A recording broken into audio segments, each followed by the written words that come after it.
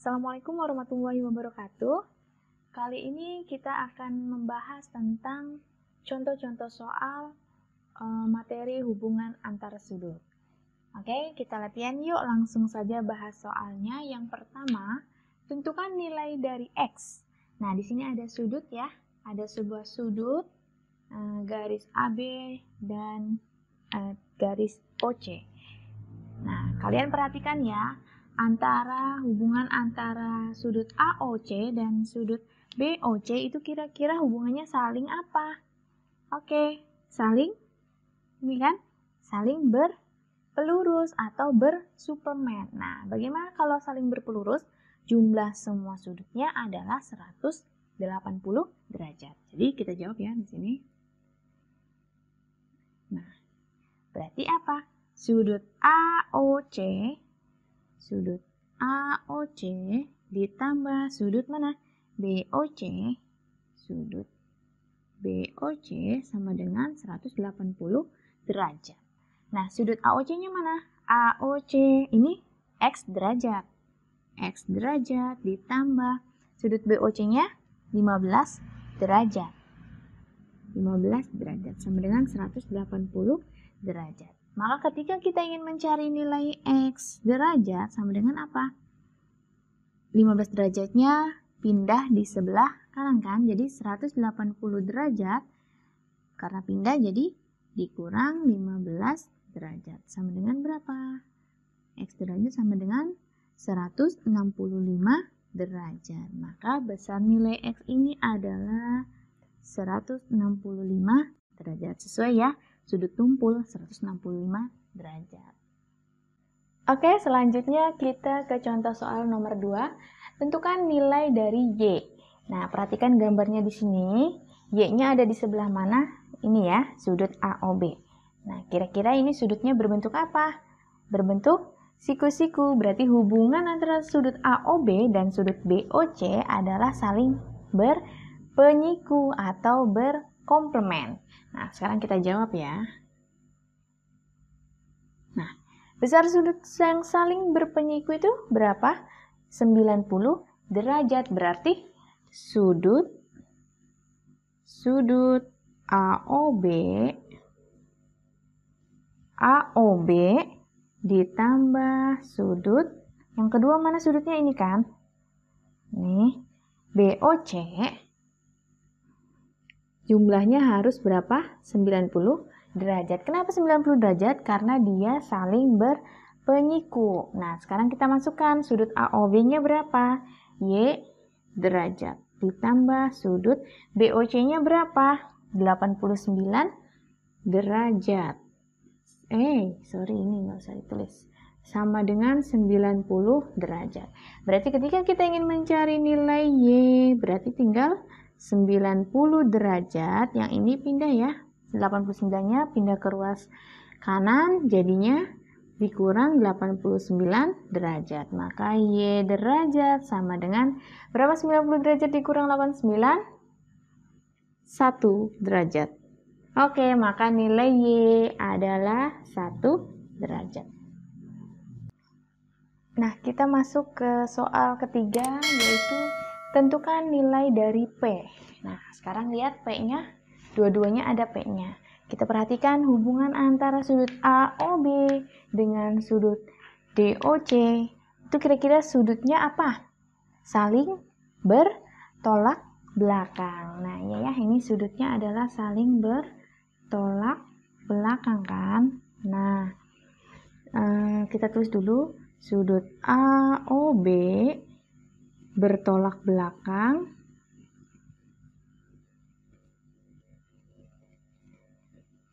dengan sudut DOC. Ya, jawab. Nah, oke, karena dia saling bertolak belakang, maka besar sudutnya adalah sama. Berarti apa? Sudut AOB sama dengan sudut DOC. AOB-nya berapa? 2P ditambah 16 derajat. Sedangkan yang DOC adalah 4P. Nah, kita mau nyari P. Berarti semua nilai P kita gabungkan. Boleh digabungkan ke kiri, boleh ke kanan. Di sini misalkan saya pindahkan yang 2P ke sebelah kanan. Berarti 16 sama dengan 4P. Karena pindah ya, jadi min 2P. Berarti berapa? 16 sama dengan 4P dikurang 2P. 2P. Ketika kita ingin mencari nilai P, berarti berapa? 16 dibagi 2. Maka P sama dengan 8 derajat. Maka nilai P 8 derajat. Soal keempat, perhatikan gambar berikut. Ini ada gambar, kemudian pertanyaannya, tentukan nilai A. Yang B besar sudut DEG, yang C besar pelurus DEG. Oke, kita sudah tahu bahwa ini sudutnya ada di garis DEF, artinya sudut ini tiga-tiganya adalah sudut yang saling berpelurus atau bersuplemen. Maka besar sudut yang saling berpelurus atau bersuplemen adalah berapa? 180 derajat. Maka kita jawab yang A dulu ya, untuk menentukan nilai A. Karena nilai A ada di 2 dari 3 sudut, maka kita tulis dulu sudut ini saling bersuplemen atau berpelurus, ya kan? Nah, sudutnya apa aja tuh? Ini kan, DEH, sudut DEH ditambah sudut HEG ditambah sudut GEF. GEF itu jumlahnya harus 180 derajat. Nah, sekarang kita lihat sudut DEH itu besarnya berapa? Ini besarnya adalah A derajat. Ditambah sudut HEG besarnya adalah 68 derajat. Kemudian ditambah sudut GEF besarnya adalah yang ini juga A derajat sama dengan 180 derajat. Ini ada yang variabelnya sama-sama A kan? 1A ditambah 1A berarti 2A ditambah 68 derajat sama dengan 180 derajat. Maka ke-2A sama dengan 180 derajat, yang 68 kita pindahkan ke ruas sebelah kanan, jadi dikurang 68 derajat. Berarti berapa nih? 2A sama dengan 112 derajat. Maka nilai A sama dengan 112 derajat dibagi dengan 2. Hasilnya berapa? Hasilnya adalah berapa? 56 derajat. Oke, selanjutnya kita jawab yang bagian B, besar sudut DEG. Ini saya hapus dulu ya. Selanjutnya kita jawab yang bagian B, besar sudut DEG. Jawab B, sudut DEG. Oke, kita lihat dulu sudut DEG yang mana? Titik sudutnya ada di E kan? Berarti ini ya, DEG. DEG. DEG. Oke, sekarang lihat sudut DEG itu apa? Jumlah dari sudut DEH ditambah dengan sudut HEG. Maka tinggal kita tulis DEG sama dengan sudut DEH ditambah sudut HEG kan? HEG. Nah, sudut DEH-nya berapa? A derajat. Ditambah sudut HEG-nya 68 derajat. A tadi sudah ketemu ya, berapa?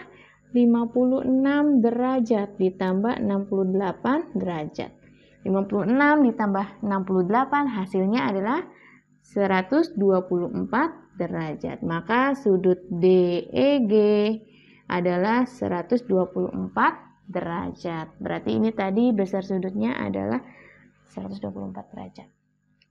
Oke, langsung kita jawab yang C. Besar pelurus sudut DEG. Nah, ini pelurus itu apa? Kemarin Pelurus adalah sisa dari sudutnya supaya jadi 180 derajat. Atau kemarin saya bilang kata lainnya lawannya, boleh ya. Jadi kalau sudut DEG yang ditanya adalah sudut DEG-nya, maka kalau pelurus sudut DEG adalah sisanya. Mana sisanya? Yang ini kan. Nah, atau lawannya, lawan dari DEG berarti GEF atau sisanya ya, GEF. Kita jawab yang C. Pelurus sudut DEG adalah sudut apa tadi? GEF. Sudut GEF. Ya udah, kita tinggal masukkan sudut GEF apa besarnya? A derajat. A derajat adalah berapa tadi? 56 derajat. Maka pelurus DEG besarnya adalah 56 derajat. Sekarang kita masuk ke soal kelima. Perhatikan gambar berikut. Gambarnya, kemudian pertanyaannya, tentukanlah yang A, nilai B, besar sudut ABE, dan C, besar penyiku ABE. Kita perhatikan dulu ya, nilai B. B adanya di mana nih? Sini ya. Berarti di antara sudut ABE dan sudut EBD. Maka dia hubungannya apa? Hubungannya saling berpenyiku atau berkomplement. Kita jawab ya.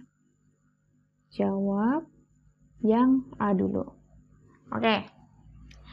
Kita lihat karena sudut B-nya, B yang dimaksud adanya di sudut ABE dan EBD, maka kita harus melihat hubungan ini kan. Tadi hubungannya adalah apa? Sudut berpenyiku atau berkomplement. Nah, berarti apa? Kalau sudut berpenyiku atau berkomplement, jumlah sudutnya harus 90 derajat. Berarti kita jumlahkan saja. Sudut ABE ditambah sudut EBD sama dengan 90 derajat. Berarti sudut ABE-nya berapa? 18B derajat. Ditambah sudut EBD-nya adalah, ini kan ABE ya. Kemudian EBD yang ini, nah berapa? 2B derajat sama dengan 90 derajat. Ini kan sama-sama variabelnya B. Kita jumlahkan saja, berarti berapa? 18 ditambah 2, 20B derajat sama dengan 90 derajat. Berarti kalau nilai B-nya adalah 90 derajat dibagi 20 derajat. Maka B derajat sama dengan 4,5 derajat. Ini jawaban yang A. Selanjutnya kita menjawab yang B, besar sudut ABE. Oke, ABE yang mana? Kita lihat sudut ABE. Oke. Sudut ABE yang ini kan? ABE. Oke, di sini aja ya. Besar sudut ABE itu berapa nilainya? ABE 18B sama dengan 18B derajat. Maka B sudah tahu kita nilainya tadi, 18 dikali 4,5. Berarti berapa? Sama dengan 18 kali 4,5 hasilnya adalah 81 derajat. Maka besar sudut ABE adalah 81 derajat. Sekarang kita lanjut ke yang C, besar penyiku ABE. Ini saya hapus dulu ya.